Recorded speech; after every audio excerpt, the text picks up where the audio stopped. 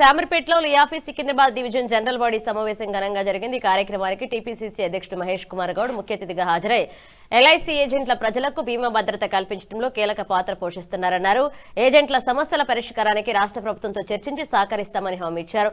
సమావేశంలో లియాఫీ జాతీయ నాయకులు, ఎల్ఐసీ అధికారులు, డివిజన్ ప్రతినిధులు పెద్ద సంఖ్యలో ఏజెంట్లు పాల్గొన్నారు.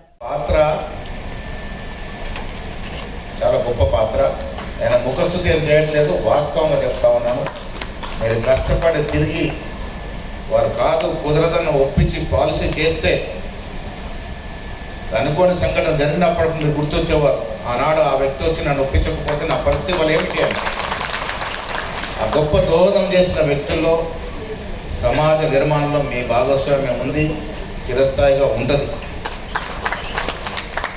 వల్ల సరే ఇది రాజకీయ వేదిక కాదు, నేను విమర్శ చేయను. కానీ ఎల్ఐసి అనే సంస్థ భారతదేశ ఈ 60-70 ఏళ్ల నిర్మాణంలో ఒక ప్రముఖ పాత్ర వహించింది. మీరు ఏ తాలూకా హెడ్క్వార్టర్ కన్నా ఎల్ఐసి బంగ్లా కనబడదు. ఈ దేశంలో అత్యధిక స్థిరాస్తులు రైల్వే శాఖ ఉన్నాయి, తర్వాత వ్యవసాయ శాఖ ఉన్నాయి. ఇట్లా 3-4 స్థానంలో ఎల్ఐసి ఉంటుంది.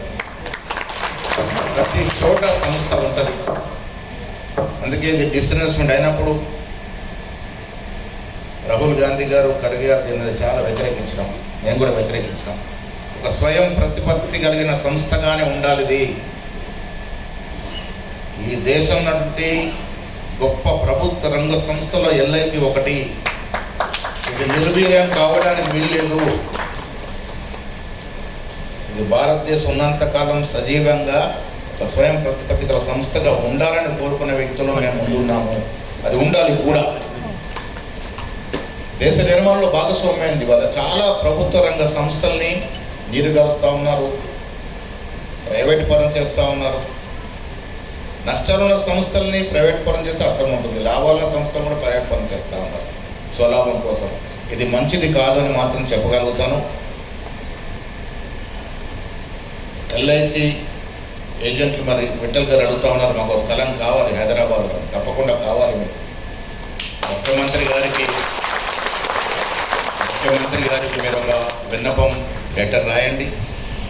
నేనే స్వయంగా ఎండార్స్ చేసి ఫైల్ మూవ్ చేసి హైదరాబాద్ చుట్టుపక్కల ప్రాంతాల్లో మంచి స్థలం వారు 500 గజాల